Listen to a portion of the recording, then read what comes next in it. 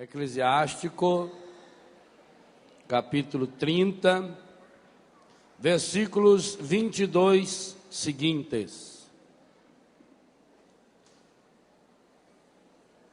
Minha voz está legível? Não entregues tua alma à tristeza. Não atormentes a ti mesmo em teus pensamentos. A alegria do coração é a vida do homem e um inesgotável tesouro de santidade. A alegria do homem e da mulher torna mais longa a vida. Tem compaixão de tua alma. Torna-te agradável a Deus e sê firme. Concentra teu coração na santidade e afasta a tristeza para longe de ti. Pois a tristeza matou a muitos e não há nela utilidade alguma. A inveja e a ira abreviam os dias, e a inquietação acarreta a velhice antes do tempo.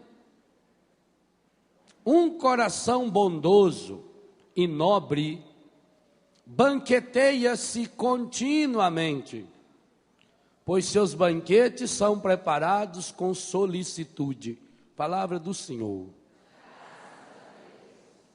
Que beleza de texto, meus irmãos, como um programa de oração, de cura interior para o estágio da vida em que você se encontra hoje. Você é adulto, na idade adulta. Você idoso, como um idoso. Você é jovem, na plenitude da sua juventude. Por isso que eu quero refletir com você nesse momento, a partir de um tema que eu classifiquei no livro Rezando a Vida, na plenitude da graça. Nós precisamos descobrir a plenitude de Deus em nossa vida a partir daquilo que nós somos. E para que a gente possa ser feliz, sendo aquilo que a gente é, a primeira grande coisa a fazer, segundo esse texto do Eclesiástico: joga a tristeza para longe do seu coração. E segundo o texto, algumas situações da vida, e aqui veja uma coisa muito interessante: não há nesse texto nenhuma analogia, nenhuma situação de acontecimentos exteriores. O que me torna feliz ou infeliz não são as coisas exteriores. O Eclesiástico diz que para você cultivar a alegria, não entregar a sua alma, a sua essência à tristeza, não se atormentar, esse é um caminho. Primeira coisa a fazer para não entregar a alma à tristeza: não atormentes a ti mesmo em teus pensamentos. Como é que nós nos atormentamos a nós mesmos em nossos pensamentos? O que é uma tormenta? É uma agitação. Atormentar a ti mesmo nos teus pensamentos é quando a pessoa fica martelando ideia negativa. Quando a pessoa fica ruminando os acontecimentos negativos da sua infância, da sua adolescência, da sua juventude, da idade adulta. É quando a pessoa olha para os seus fracassos com lente de aumento. E isso eu reservei para falar na fase adulta da vida, exatamente por quê? Porque nós pensamos, eu não sei por quê também, que o adulto é alguém que está pronto. E nós passamos a nos olhar com o critério que o mundo coloca para nós, de que nós somos pessoas prontas, pessoas acabadas, que a gente não amadurece mais, que tudo na vida já está estabelecido. O que mata o matrimônio? O que mata o sacerdócio? O que mata o entusiasmo no trabalho? A rotina. E rotina é você fazer as coisas como se já soubesse. Erro número 1 da nossa vida é a gente contar os dias como se os dias fossem só um dia depois do outro. Hoje é terça-feira, hoje é quarta-feira, hoje é quinta-feira, hoje é o dia 9 de fevereiro. E esquecemos-nos que hoje é o primeiro dia do resto da minha vida. Aliás, hoje é o único dia da sua vida. Ontem volta? Ele foi bonito ou ele foi feio? Acabou. Passou. Amanhã vem. Amanhã é um dia que nunca vem. Quando alguém falar para você que vai lhe pagar uma dívida amanhã, esquece. Porque quando chegar na segunda, ele falou, não, eu falei que é amanhã. Todo dia tem seu amanhã. Eu já disse aqui no acampamento passado que eu estive. Viva como se fosse o último dia da sua vida. Um dia você acerta. Ou não? Um dia você acerta. Então, viva como se fosse o último dia. Isso é o pessimista. E um otimista em Deus? Viva como se fosse o primeiro dia. Eu estou começando hoje. Aí nós começamos, gente, a saborear a vida. Olha a palavra que o autor do Eclesiástico usou aqui, de uma forma espetacular, para falar do sabor da vida. A alegria do coração é a vida da pessoa. Um inesgotável tesouro de santidade. Engraçado que as ideias que a gente tem de pessoa santa é que o santo é uma pessoa emburrada. Emburrado não pode ser santo. Emburrado leva vantagem pelo fato de que Jesus tem uma grande dívida de gratidão com os nossos parentes mais próximos. Só por isso. A santidade, 2 vezes o texto vai falar, está relacionada à alegria. A alegria do homem torna mais longa a sua vida, porque ele saboreia essa vida. Tem compaixão da tua alma. Tem dó de você, sua anta. Você precisa ter dó de si mesmo. Tem compaixão da sua alma. Torna-te agradável a Deus. Aliás, isso aqui a gente precisa dizer com muita sinceridade para algumas pessoas. Algumas pessoas são muito desagradáveis. Eu já fiz um estudo, já falei aqui também. 93% dos chatos, quando fala, põe a mão na gente. Eles cutucam a gente. Não tem chato que não cutuque você, pode ver. Ele vai falar com você, ele vem cutucando você. Quer ver aqueles que chegam por trás e cutucam aqui atrás da gente? Vontade de enfiar a mão na orelha.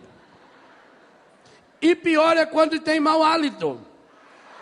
Que puxa na direção da sua cara. Que... É bom que lembra a gente sempre que não devemos querer ir para o inferno. Porque o inferno deve ter esse negócio, esse cheiro também. Então, tem pessoa que é uma pessoa desagradável. Ô padre, ninguém gosta de mim, mas gostar de você para quê? Que utilidade você traz para o mundo, rapaz? Aonde você passa, você deixa um rastro de fofoca, um rastro de pessimismo, um rastro de negativismo. Você é um estraga-prazer, você já venceu o prazo. Tem pessoa que faria um grande favor para si mesmo. Então, tem compaixão da sua alma. Torna-te uma pessoa agradável a Deus. Nem Deus quer você no céu, porque você vai torrar para a ciência dele. Você tem que descer anti-horário. Você tem que ir para aquele sentido negativo onde você está indo. Então, santidade tem a ver com alegria. E uma alegria que não vem de fora, não é euforia. Euforia é uma alegria baseada em coisas e em pessoas. Triste daquele e daquela que coloca a razão da sua alegria nas coisas de fora. Porque essa pessoa não vai conseguir ser feliz. Ela vai enxergar o quê? A primeira vez que eu fui à Alemanha, eu fiquei encantado com a Alemanha. Foi a primeira vez que eu saí fora do Brasil para a Europa. Fui trabalhar, fiquei uns 20 e poucos dias na Alemanha. Então eu fiz uma viagem de trem da cidade de Bruxal até a cidade de Colônia. Isso deve dar umas 4 horas de trem. E eu ia extasiado. Vocês imaginam bem um rapazinho lá do Biguá, andando de trem na Alemanha. Ah, meu filho, era muito chique demais. Eu me sentia a pessoa mais importante do mundo.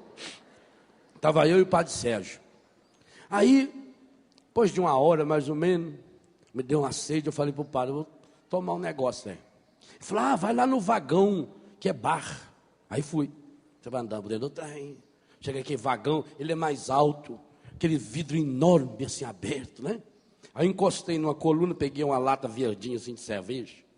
Uma cerveja muito saborosa. Naquela época eu bebia ainda, né? Agora não bebo mais, graças a Deus. Então peguei aquelas latões de cerveja. Fui saboreando, bebendo devagar. Cerveja alemã, olha o que você quer. Estava tomando em português, mas era alemã. Aí eu encostei na coluna, um ferrinho assim, fiquei olhando, mas era a coisa mais linda, aquelas paisagens lindas, a estrada do automóvel passa do lado, o rio, aqueles castelos. A Alemanha é um jardim, a Alemanha é um dos países mais belos do mundo, uma organização, a gente vai extasiado com aquilo. Aí eu notei que na última mesinha assim do vagão, que é um barzinho, não é? Então a última mesa tinha um casal brigando em alemão. O alemão é uma língua muito apropriada para você xingar uma pessoa. Porque o alemão, quando fala, parece que ele está xingando. Até na missa fala, Brotleben. É o pão da vida, mas parece que está xingando a gente, né? Então, a língua alemã já ajuda você, porque você fala, parece que você está falando com raiva, já dando a pessoa. Diferente, por exemplo, do francês. O francês, você xinga a pessoa, ela pensa que você elogiou ela. Porque fala um biquinho, você fala, merci, você fala, merci, au revoir, né? Ele está xingando, você está falando que você é uma anta, mas, merci beaucoup. Se não é pá, de quê, vamos lá. O alemão não. Aí eles estavam brigando em alemão. E briga em alemão pior ainda. Schweinerei é o mínimo que fala um pelo outro. Schweinerei, porcaria. Também não vou ficar ensinando palavrão em alemão para vocês. Tem mais coisa para aprender aqui. Aí, eles brincando, tá. Eu voltei lá pro vagão. E comentei com o padre Sérgio. Foi engraçado, padre. Tinha um casal lá que fiquei com dó deles. Eles estão brigando o tempo todo lá. E notei uma coisa. A cortina do lado da mesinha deles, fechada. Tá. 1h30, 2 horas depois, voltei. Eles continuavam brigando. Então eu pensei na minha cabeça naquela hora. Imagine a hora que chegasse na estação ferroviária de Colônia. E aquele casal estivesse também fazendo como eu, pela primeira vez a viagem de trem de Bruxal até Colônia. Imagina se tivesse lá um repórter e perguntasse, Padre Léo, como é para o senhor a viagem de trem de Bruxal até Colônia? Eu ficaria 1 hora falando das belezas que eu vi, das cidades lindas. Passamos em Frankfurt, passamos em Mainz, passamos lá pertinho de Schoenstatt. Você ia lendo, ler nome em alemão é bonito, né? Aqueles nomes imensos assim, olhando aquelas palavras assim que tem 25 letras, uma vogal, o resto é tudo consoante. Você tenta ler aquilo aqui, parece que você está lendo em línguas, uma coisa bonita, né? Então eu ficaria meia hora, 1 hora falando. E se perguntasse para aquele casal? Não notei nada. Você notou alguma coisa? Não notei nada. Não. Mas por quê? Porque é feio o país? Que a viagem é feia? Não. Porque eles fizeram uma opção.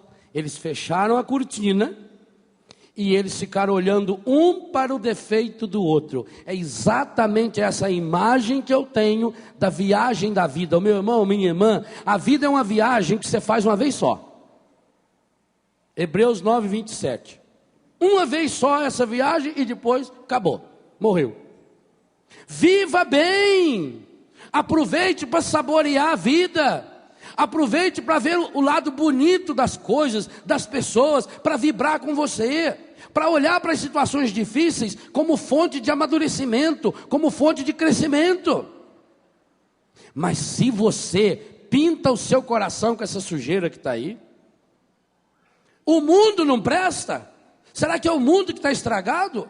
o meu coração está estragado.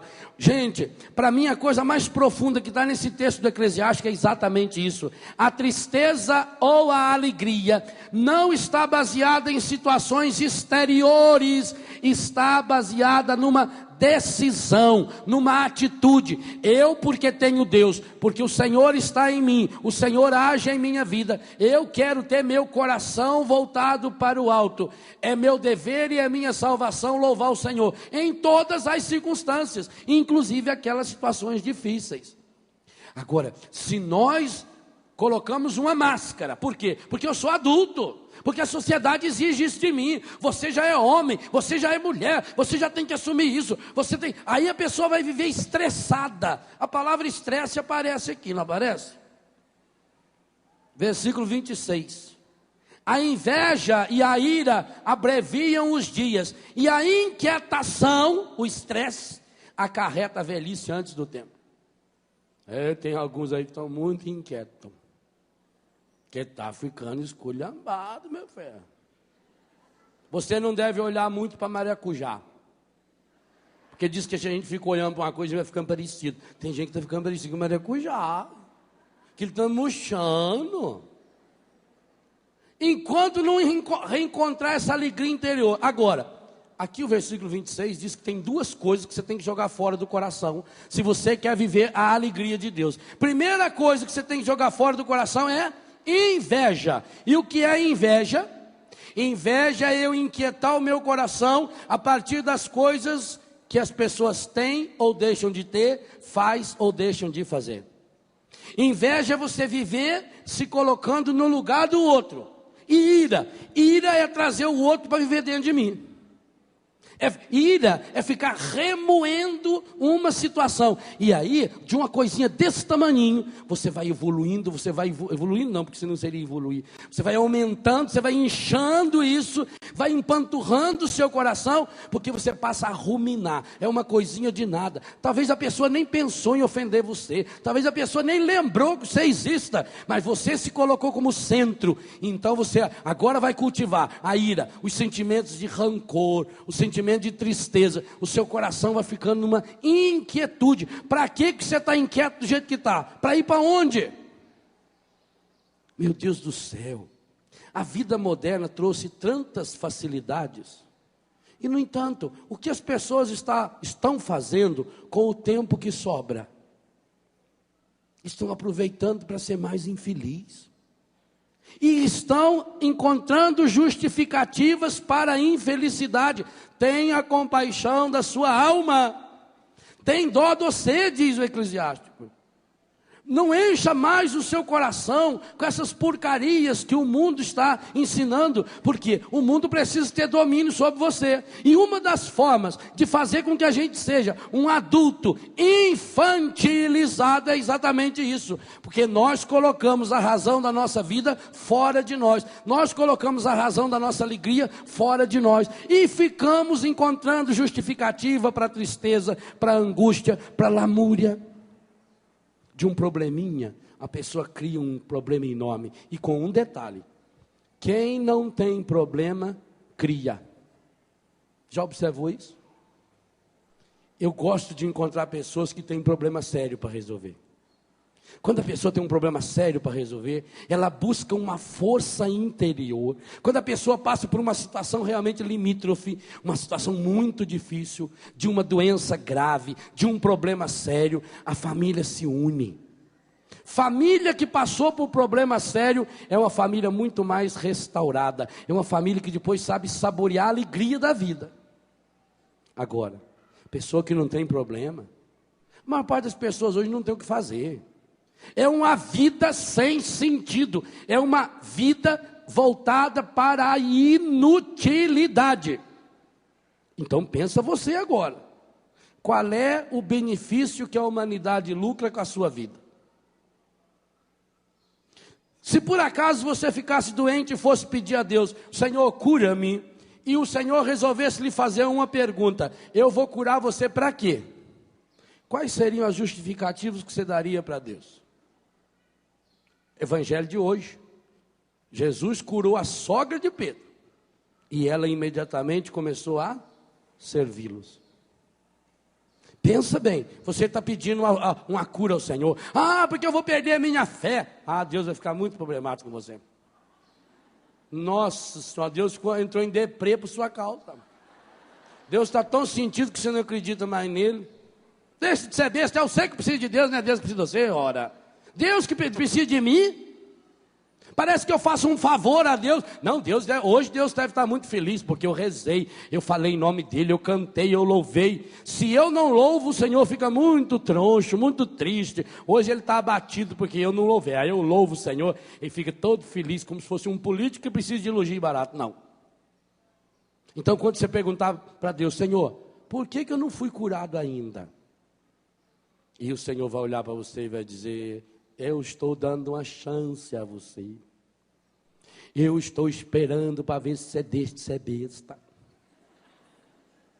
Porque não adianta, igual aquele sujeito que estava no hospício, batendo a cabeça na parede.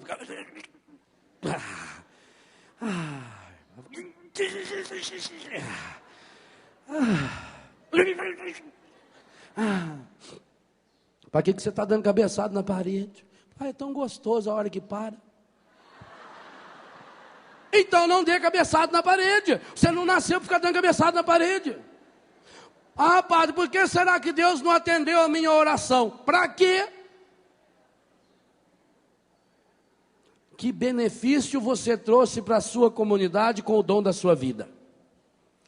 Ou a sua vida é você no centro, só pensa em si mesmo, só pensa nos seus próprios interesses, só pensa nos seus próprios problemas, procura Deus quando está no desespero. E aí, ontem à noite a gente viu algumas coisinhas bem simples disso. Aí, na hora que a coisa aperta, você vai no primeiro lugar que mandava você ir. Quantos aí que se dizem católicos e depois de adulto? Porque esse é um pecado típico do adulto.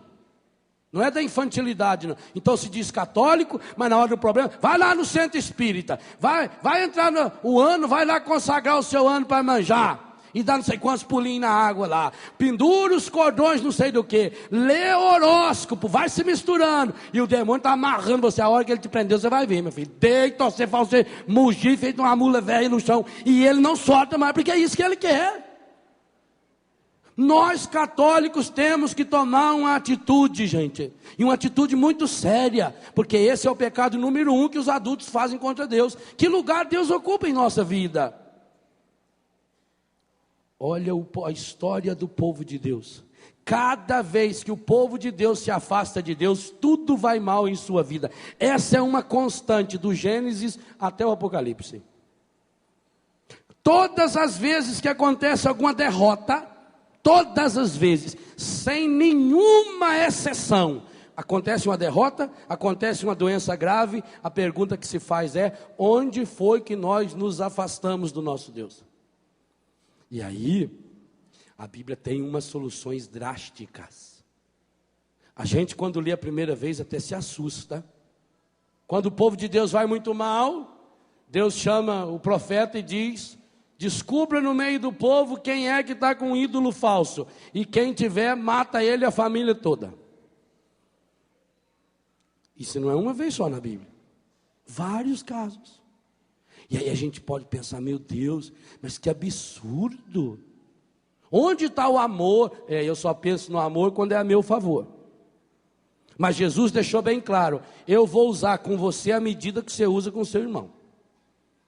A mesma medida. Jesus já garantiu, a mesma medida com que você medir, você será medido. Jesus deixou bem claro, o que derruba a casa não é a chuva, não é ventania, não é enxurrada. O que derruba a casa é a base mal feita. Então, meu filho, se você está lá balança, mas não cai, está na hora de você se firmar em Deus. Isso significa ser adulto. Adulto não é alguém que está pronto. Adulto é alguém que sabe aonde fixar a sua história, que sabe aonde fixar a sua vida, que sabe que sem Deus não consegue absolutamente nada.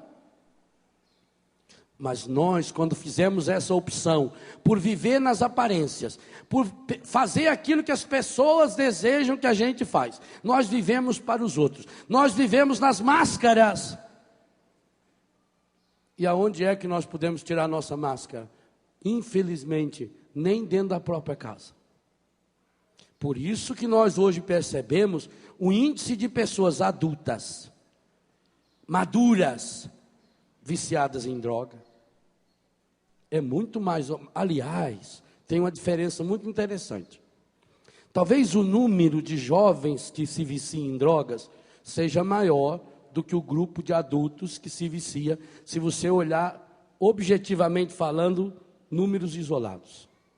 Mas quando a gente trabalha na dependência química, a gente descobre que o índice de jovens que deixam a droga é muitas vezes maior que o índice de adultos que deixam a droga.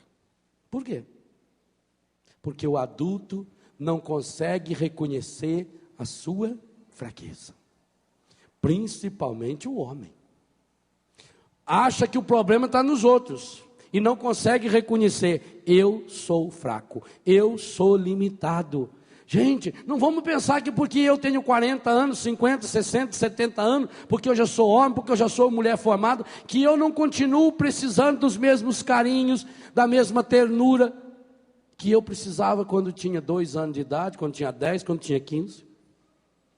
Mesma coisa a minha sexualidade.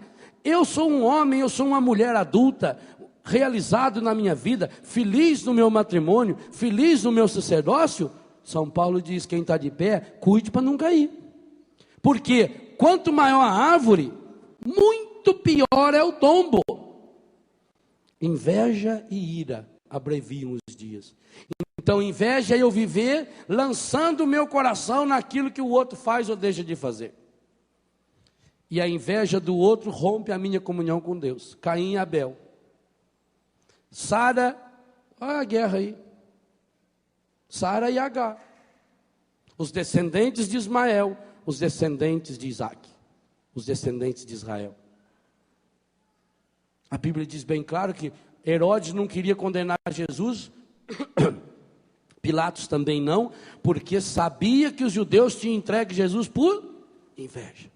A inveja é fonte de morte. O livro da sabedoria diz: foi por inveja do demônio que a morte entrou no mundo. Então eu não posso cultivar dentro de mim a inveja. E o que desperta a inveja? Eu ficar me comparando com o outro. Você não tem que se comparar com ninguém. Se você quiser se comparar com alguém, o único referencial que o católico pode comparar, eu citei o texto aquela hora e agora eu leio, Romanos 8, 29. Única pessoa que o cristão pode se comparar. Os predestinou para serem conformes à imagem do seu Filho Jesus. Se você quer se comparar com alguém, a única pessoa com a qual você pode se comparar, em toda e qualquer circunstância, você pode se comparar com Jesus Cristo e mais com ninguém. E comparar-se com Jesus como aquele que deu a sua vida por mim e por você. Mas se nós vivemos nos comparando com a pessoa, meu Deus do céu, primeiro que você não tem um grau de comparação. Como é que eu vou eleger o melhor cantor? Se a música é diferente, se o tom de voz é diferente, o estilo de música é diferente. Como é que eu vou escolher o melhor pintor? Como é que eu posso comparar, por exemplo, Michelangelo com Renoir? Renoir não sei nem quem que é.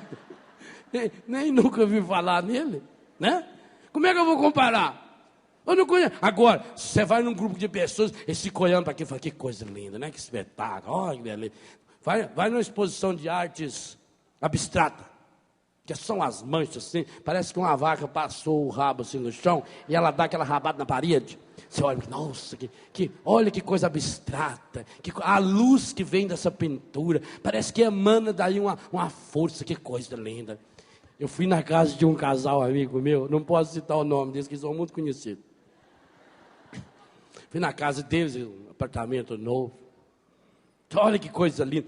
Olha a sala como ficou bonita. Olha esse quadro. Eu fiquei olhando para o quadro. Não é lindo? Aí a mulher foi lá dentro ver um negócio e falei para o marido: escuta, a assinatura do autor não está errada, não. Estava de ponta cabeça. Olha que obra de arte mais linda. Aquilo de ponta cabeça eles não tinham descobrido. A assinatura dele está de baixo para cima aqui. Aí viramos, olha, muito mais bonito. Ah, eu tenho tanto dó de gente boba. Tomara que eles estejam assistindo, eles vão me brigar muito comigo. Mas eu não estou falando o nome deles, tá bom? Estou falando, não estou. Pensa bem, um quadro de ponta. E se chegasse uma outra pessoa que não fosse tão caridosa feito eu, hein? Ia ser capaz de sair falando deles por aí afora, né? Eu não citei o nome. Ai, que obra de arte mais linda! Ah, gente. Eu tenho dó de gente boba. Dó demais. Ah, porque eu vi aquela Gisele desfilar com aquela calça. Eu acho que se eu vestir a calça, eu fico bonito igual ela. Oh, meu Deus do céu. Quem é feio, conforma-se.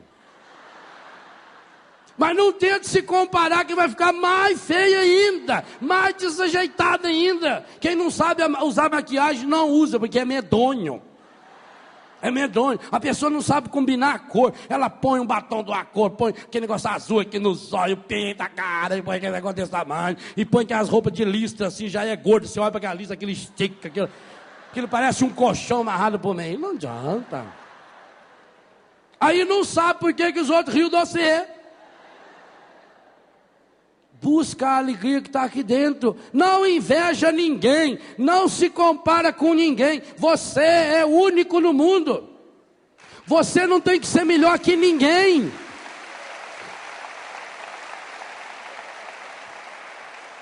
Volta o que nós falamos na primeira pregação desse acampamento. A ciência diz que você é único. Gente, Lula, o nosso presidente da República, é o segundo homem mais votado da história do mundo. Lula se tornou presidente do Brasil com 52 milhões de votos. É muito voto. O Serra está tentando fazer conta até hoje. É muito voto. 20 milhões de votos de diferença. Mas é muita coisa, tá louco. Isso é 2 Portugal, é quase uma Argentina. É muita coisa. É maior que o estado das Minas Gerais. É Minas Gerais e Rio de Janeiro junto. É muita gente, mas é muita gente. Por você, para nascer, teve uma votação, no mínimo, 6 vezes superior ao do Lula. Você veio no meio de 300 milhões. E quem escolheu? Deus. Olha o eleitor. Olha o eleitor. Teve muita gente que votou no Lula porque estava com raiva do FHC. Teve gente que votou no Lula porque achou que ele ia dar emprego para todo mundo, já que ele foi operário. Teve muita gente que votou no Lula porque o patrão mandou votar. Agora Deus não, ele tinha escolha. E ele escolheu você. Ele me escolheu. Por isso, para de ser besta e ficar acreditando que vai ter reencarnação. Deixe de ser besta. Se tivesse 2 vidas, Jesus seria o primeiro a nos ensinar. Porque ele diz, eu vim mostrar que eu sou o caminho. Gente, quem trabalhou com lixo reciclado, quem começou esse negócio, foram os alemães. Deus não trabalha com lixo reciclado. Ele não vai aproveitar um espírito velho em alma, uma alma velha num corpo novo, não. A sua vida é única. Você não vai voltar, não. Não adianta ficar querendo fazer evocação dos mortos. Eu estou falando isso e isso é uma coisa muito séria. E nós estamos vendo dentro da igreja as complicações que isso tem dado. Porque hoje você encontra até padre, não sei bem se é padre, que é capaz de aconselhar você a ir lá num centro espírita para ver se manda para você uma carta psicografada. A maior prova de que a carta psicografada é falsa é que o morto não sabe o endereço da própria casa para mandar a carta. Ele precisa mandar lá não sei aonde. Pensa bem, em vida nunca escreveu um bilhetinho para a pessoa. Nunca deixou escrito nem no guardanapo, eu amo você. Marido e mulher que nunca passou um e-mail, nem um inteiro para o outro. Aí depois que morre, fica desesperado. Viva direito, a sua vida é única. Eu, como adulto, eu tenho que assumir, minha vida é única. Deus me escolheu. Eu tenho uma responsabilidade, tenho que pensar nela. Então volta a pergunta, por que Deus não curou você? Ah, eu já vi tanta gente ser curada, por que eu não sou curado? Porque Deus não vai perder mais tempo com você. Deus já está vencendo o prazo, Ele está começando a se irritar com você. Ah, mas Deus é misericordioso. Então dá uma olhada na Bíblia, com quantos que Ele se irritou. Moisés, o grande modelo de homem bíblico, não entrou na terra prometida.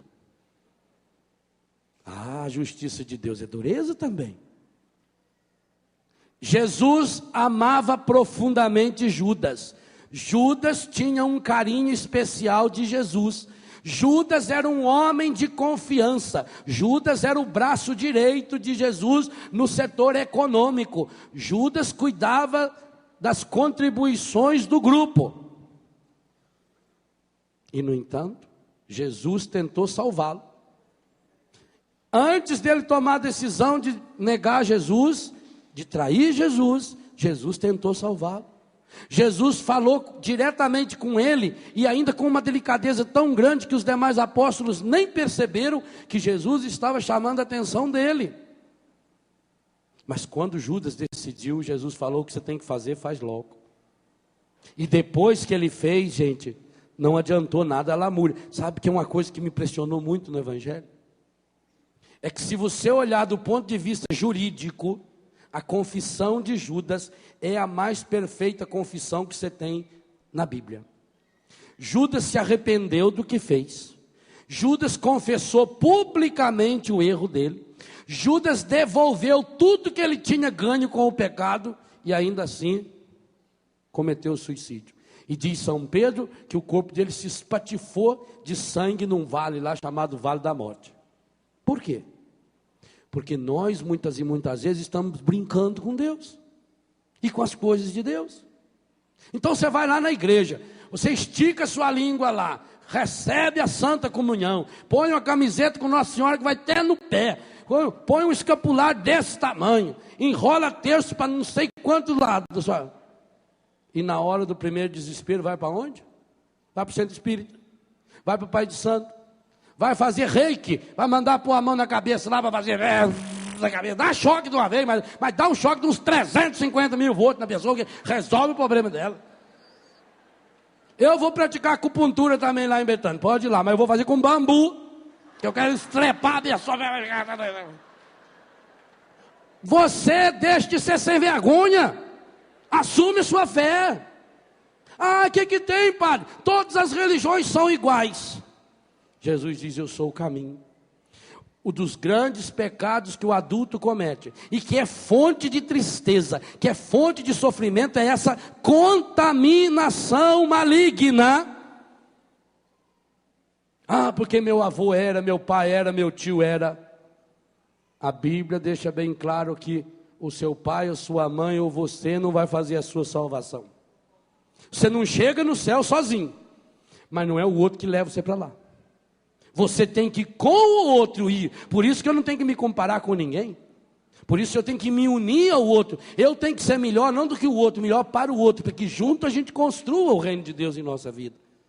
Mas é preciso a gente começar a levar a sério isso. Nós estamos vendo, gente, as consequências dessas contaminaçõezinhas religiosas, que começam com esses pantuás que se vende por aí, que começa acendendo esses incensos que você encontra, se você quiser um dia incenso para queimar na sua casa, que seja um incenso sagrado, a não ser em livraria religiosa católica, que se vende um incenso em pedrinha, apropriado para adoração ao Santíssimo, e a igreja não usa, a não ser em situações solenes. Fora disso, qualquer incenso que você está queimando não é para Deus. E o espírito que ele está mandando embora de lá é exato. O primeiro espírito que vai embora com aquele incenso é o Espírito Santo de você. E você é templo do Espírito Santo. Você tem que começar a pensar nisso. Você tem que começar a pensar que essas invocações aí de fadas não sei do que, de anjos cabalísticos, de gnomos e mais não sei das quantas, que isso está levando o nosso povo à miséria, porque nós sabemos os malefícios que provoca na vida quando se brinca com Deus. Será possível que Deus estava brincando com Moisés? Um homem que com 120 anos de idade caminhou durante 40 anos.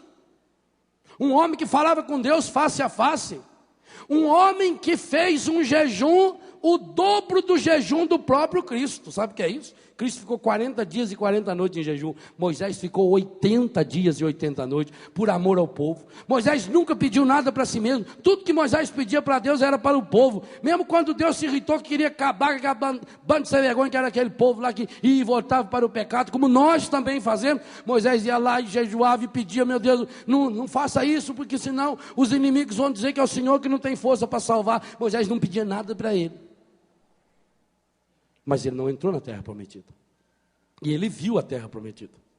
Ele foi lá, o monte que está em frente de Jericó. De lá ele viu, e com um detalhe: a Bíblia diz que ninguém sabe até hoje onde está o túmulo dele.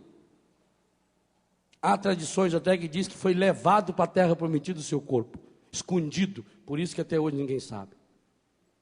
Para mostrar para nós que Deus é fiel. E muitos de nós estamos fazendo o itinerário de Moisés.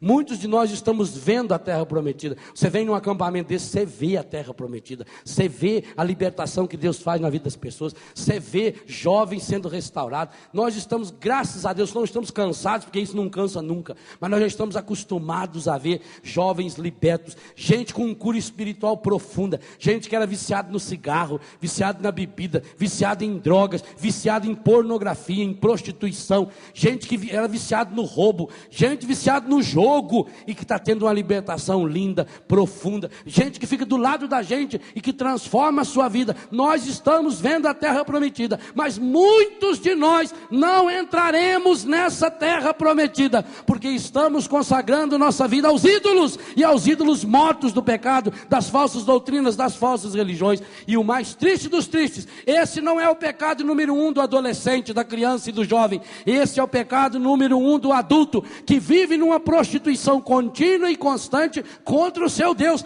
É hora de dizer um basta. É hora de mandar embora da minha vida esses objetos consagrados aos ídolos, esses objetos consagrados aos demônios, porque os demônios vão se disfarçando. A nova era é especialista em disfarçar, através de falsas doutrinas, de falsas religiões, de objetos consagrados, de posturas de oração consagradas, de nomes consagrados, de gestos consagrados, de roupas consagradas. Gente, eles estão fazendo um trabalho violento. Hoje não tem um shopping center desse país que você entra que não tem uma casa que venda produtos de magia, produtos que veio lá da Índia, roupa não sei da onde, vestes não sei da onde, pó para amansar doido, e nós estamos indo, mapa astral, e eu compro essas revistas que só falam de horóscopo, do mapa astral, e disso e daquilo, e eu vou misturando a minha vida. Por quê? Porque fulano mistura, ciclano mistura, mas eles estão colhendo a desgraça que o mundo está semeando. É triste pensar que quantos de nós, como Moisés, estamos chegando tão perto da terra prometida, estão enxergando ali do outro lado da terra prometida. Eu estou vendo a libertação que Deus está fazendo na vida da pessoa do meu lado, mas não estou recebendo a bênção. E é por isso que eu estou na angústia, eu estou na tristeza, eu estou entregando a minha alma à tristeza, eu estou cultivando a tristeza. E aí está dizendo, a tristeza já matou a muitos. Ela antecipa a sua vida, ela vai tornando você. Por que fala que antecipa a própria morte? Porque a pessoa passa a viver em vida aquilo que já é da morte. Então vem o desânimo, com qualquer coisinha a pessoa se abate, meu Deus do céu. Quem tem Deus diante de um problema ganha força para resolvê-lo. A gente descobre que a pessoa tem fé ou não tem, e na hora das situações difíceis. E digo uma coisa a você, já disse isso em quase todos os lugares desse mundo aonde já fui pregar. O maior instante de crescimento e amadurecimento para cada um de nós são os momentos de sofrimento. Enquanto nós não passamos pelas situações de sofrimento, nós não sabemos quem nós somos. Nós vamos descobrir o nosso melhor e o nosso pior naquelas situações difíceis, quando a gente passa por culpa nossa ou dos outros. Ali nós descobrimos quem nós somos e o que Deus pode fazer em nossa vida. Mas nós estamos procurando essa vida fácil, esse Deus fácil, gente. Essa ideia desse Deus da nova era, ela está presente em muitos de nós cristãos, e isso é uma pena, porque nós estamos buscando a cura interior como se fosse uma coisa mágica. Ora, para não alimentar a ira e para não alimentar a inveja. Ira é trazer o outro para dentro de mim. Inveja é eu ficar olhando e mirando minhas emoções e meus sentimentos no sucesso ou nas coisas boas, materiais, ou no sucesso profissional que o outro tem.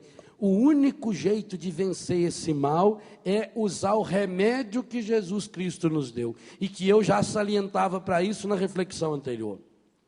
Se Jesus deixou garantido para nós, onde 2 ou 3 estiverem reunidos em meu nome, eu estarei no meio deles. E nós sabemos que aonde Jesus Cristo chega, e vamos refletir isso na missa hoje, aonde Jesus Cristo chega, desaparece aquilo que não pertence a Ele. Aqui está um novo desafio que cada um de vocês podem fazer.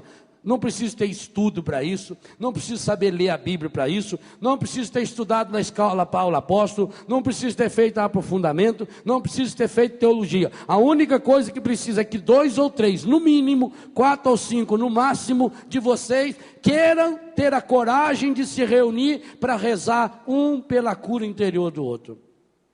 E como é que isso vai acontecer?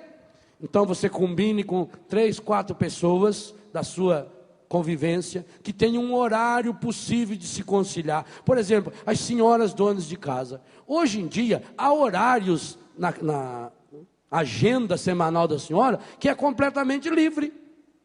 Já fez o almoço, não é dia de lavar roupa, não é dia de ir na costureira, não é dia de ir no cabeleireiro, não é dia de cortar a unha, não é dia de pintar os olhos. Você tem lá um tempo sobrando. O que faz com aquele tempo sobrando? Alguns saem para bater perna. Eu estou com tanto problema que eu vou dar uma volta, eu vou no shopping. Aí chego no shopping, eu pego e faço umas compras. Aí eu não tenho dinheiro para pagar, mas eu comprei aquilo que era fiado. Agora eu estou com mais problema ainda, porque eu tenho que pagar aquilo que eu comprei. Então você acha um horário, daquele na sua agenda, a sua atribulada agenda, porque é impressionante. A gente só encontra gente atribulada, gente correndo. Estou atrasado, estou atrasado para quê? Não sei para quê. Vai ter a eternidade inteira para ficar sossegado lá, no anti-horário. Sossegado. Lá você vai ter agitação à vontade. Você gosta de agitação? Olha o lugar certo seu, é o anti-horário. Vai lá. Então você acha o horário semanal, uma vez por semana. Segunda-feira, 3 horas da tarde. 3 horas da tarde não, quem tem a missa aqui é bom assistir. Então faz 5 horas da tarde. Terça-feira, 9 da manhã. Você levou as crianças da escola, não está na hora de fazer almoço ainda, do seu prédio. E o que nós vamos fazer, padre? Nós vamos rezar. Mas rezar a partir do quê? Da Bíblia? Não. Da Bíblia você vai no círculo bíblico, você pode fazer escola bíblica, você assiste o excelente Escola da Fé aqui na Canção Nova, com o professor Felipe, ou a Bíblia do meu dia a dia, com o Laércio. Aí você faz o estudo bíblico. Ali é para você rezar a sua vida. Esse é o segredo.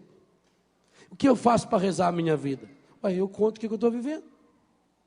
E aí, comadre, como é que você está? Veja, quantos já se reúnem, só que ao invés de rezar a vida, se reúnem para falar da vida alheia. A profissão número 1 hoje é a pessoa poliglota. É a pessoa que sabe falar vários idiomas para poder falar mal da vida dos outros em línguas diferentes. Tem gente que estuda língua só para isso. Então, ao invés de você se reunir com a sua comadre, com a sua prima, com a sua tia, com o seu filho, com o seu marido, com o seu vizinho, para falar da vida alheia, para falar do fulano que largou do ciclano, para falar daquela moça que largou do marido, para falar não sei do que, para falar do filho da vizinha que está usando droga, que é um maconheiro safado sem vergonha, você vai se reunir para falar da sua vida. Como é que você está vivendo hoje? Hoje eu não estou muito legal. Agora, não pense que é marcar um grupo, 4 ou 5 pessoas que eu conheço. Primeiro dia que eu chegar lá, eu já sento e digo: bem, meus irmãos, nós vamos começar, então vamos começar comigo. Eu quero que vocês rezem comigo, que eu tenho muito problema com meu marido, muito problema. Não. Confiança leva tempo. As primeiras reuniões de oração, de cura interior, serão reuniões superficiais até. Primeiro, porque você não sabe se aquela pessoa que começou vai continuar. Então, as 4, 5 primeiras semanas, as primeiras reuniões, serão reuniões de achar cada um o seu lugar, de ganhar confiança. E depois, começa com as realidades mais exteriores da minha vida. Por que eu não estou bem hoje? Mas eu sei que um problema interior que precisa de cura, ele não tem a sua causa hoje. Não é porque me aconteceu uma situação difícil hoje que eu não estou bem hoje. É na medida em que essa situação que eu vivi hoje, que ela tem uma raiz, ou na minha adolescência, ou na minha infância, ou na gestação, ou está ligada a um trauma do meu nascimento, e que eu conscientemente não sei. Por exemplo, eu tenho vício de comer unha. Eu não sei. O meu problema não é comer unha. O problema é quem sabe que quando eu estava lá na barriga da minha mãe, eu estava lá chupando o meu dedo, a minha mãe levou um soco e eu levei um trauma com aquilo e fixou. Então, leva-se tempo, porque aí é o Espírito Santo, porque veja bem, quem estará rezando por mim? O João, o José, o Joaquim, a Maria e o Antônio? Não, tem um terceiro elemento, mesmo que se eu for só em 2. Tem um quarto elemento se eu for em 3. Tem um quinto elemento se eu for em 4. Ele deu uma certeza para nós.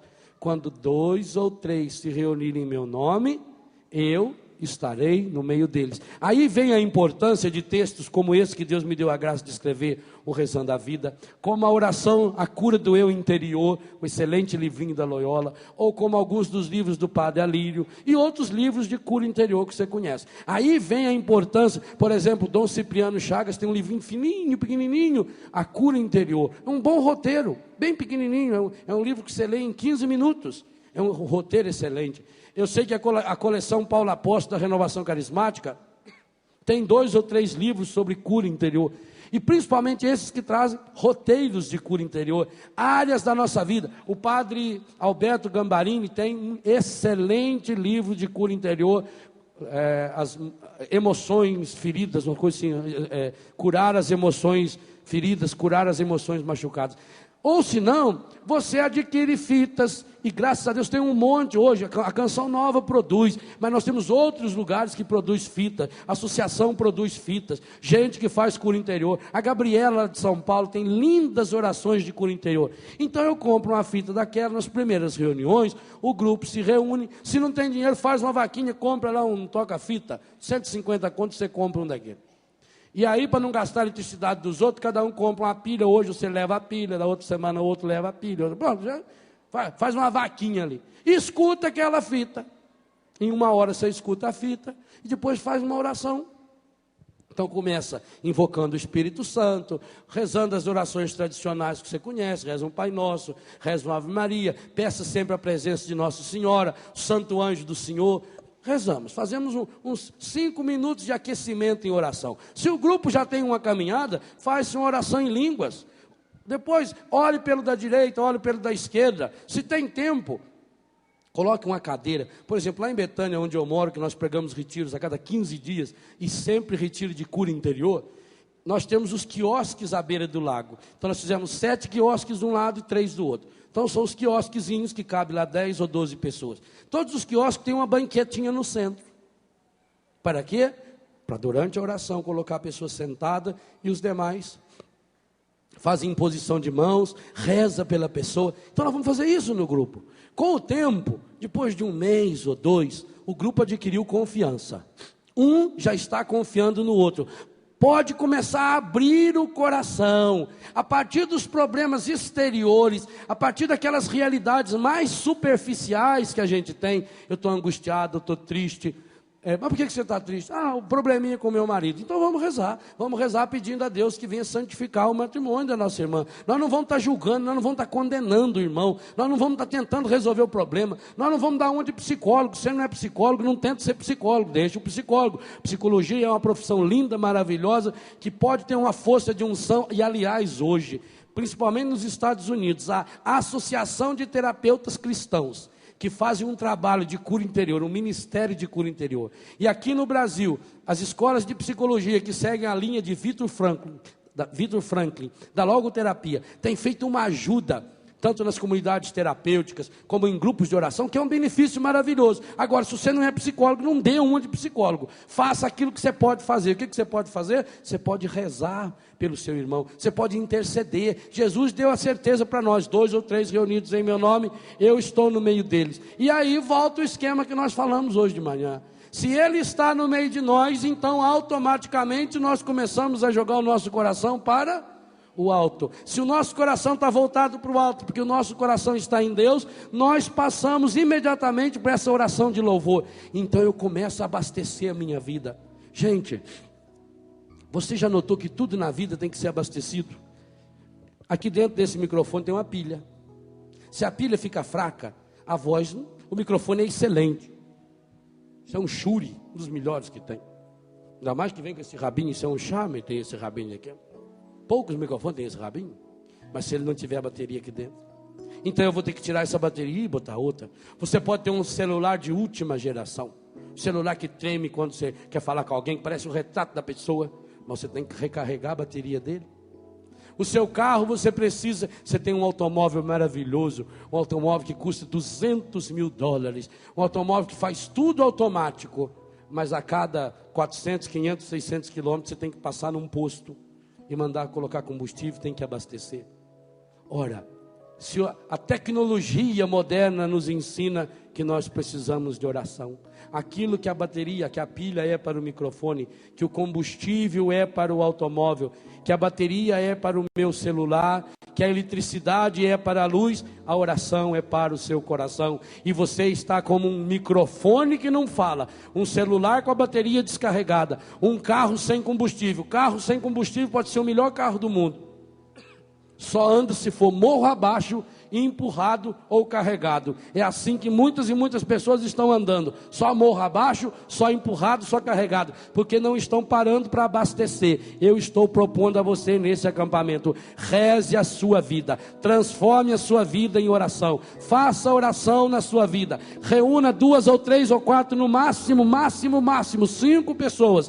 E comece toda semana, 1 hora, 1 hora e meia de oração. E você vai ver as maravilhas que começarão a acontecer na sua vida. Porque na medida em que nós abastecemos o nosso coração com as coisas de Deus, nós vamos mandando embora do nosso coração a tristeza, a angústia, a depressão, a amargura, e você vai ganhando força, e aquilo vai se tornando um referencial. Eu vou falar alguma coisa sobre isso na missa hoje à tarde. Vai se tornando um referencial para nós, a nossa vida vai sendo marcada. Então, aquela semana de oração, ela me impulsiona, ela me dá força para vencer mais uma semana. E quando no meio daquela semana eu estou vivendo uma situação difícil, eu estou vivendo uma situação, se eu não posso dar um telefonema para um do meu grupo, reza por mim, interceda por mim, peça a Deus por mim, aquela oração feita abastece você, e você na esperança de que depois da manhã, ou daqui 3 dias, ou daqui 4 dias, vai se reunir de novo em oração, aquilo começa a dar força. Meu Deus, nossas comunidades precisam, eu digo aqui a minha comunidade Betânia,